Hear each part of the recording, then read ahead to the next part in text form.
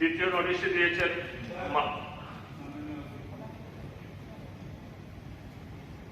আমাদের মাননীয় সদস্য যে রেফারেন্স নিয়েছি আপনি 7 জনই করেছেন, ঠিক আছে, করার একটা উদাহরণ পেয়েছি।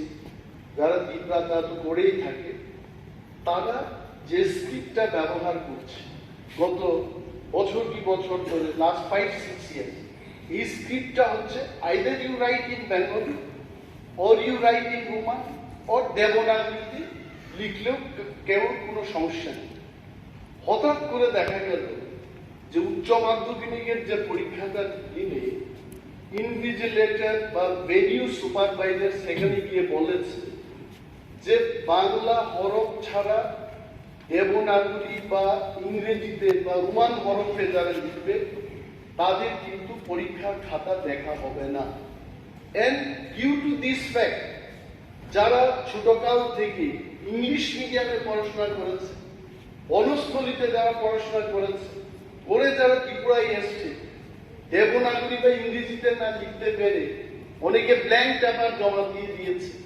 তো এখন সেই ছাত্রছাত্রীদের জন্য কি হবে?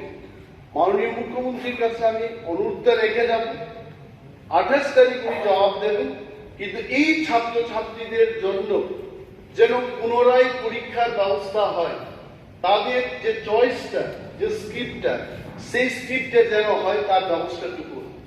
এবং for your information sir, in Tripura University, also in the colleges, there is no problem of script. যারা বাংলায় লিখছেন আর লিখছে, রোমানে যারা লিখছে, so they have no problem. কিন্তু হঠাৎ করে এই যে ঘটনাটা হলো, why it has happened, আমি জানি এই হাউসের মধ্যে এই স্ক্রিপ্টের ব্যাপার নিয়ে মাননীয় তৎকালীন বিরোধী দলনেতা, আজকে যিনি মাননীয় মন্ত্রী, উনিও সরব ছিলেন আমাদের সাথে যে বাংলার পাশাপাশি যদি রোমান স্ক্রিপ্টে কেউ লিখতে চায় তার আপত্তি কোথায়। মাননীয় সদস্য গোপাল বাবু আছেন, বিরোধী চীনা আছেন, অনেকেই ছিলেন সেই সময়টাতে। এবং হঠাৎ করে এই ঘটনায় অনেক ছাত্রছাত্রীর ভবিষ্যৎ নষ্ট হয়ে যাবে। আমি মাননীয় মুখ্যমন্ত্রীর কাছে জানাবো ঘটনার যেন সঠিক তদন্ত হয় এবং দোষীদের যেন সাসপেনশন করা হয় এবং পুনরায় পরীক্ষার ব্যবস্থা গ্রহণের জন্য উনি উদ্যোগ গ্রহণ করেন। Thank you sir.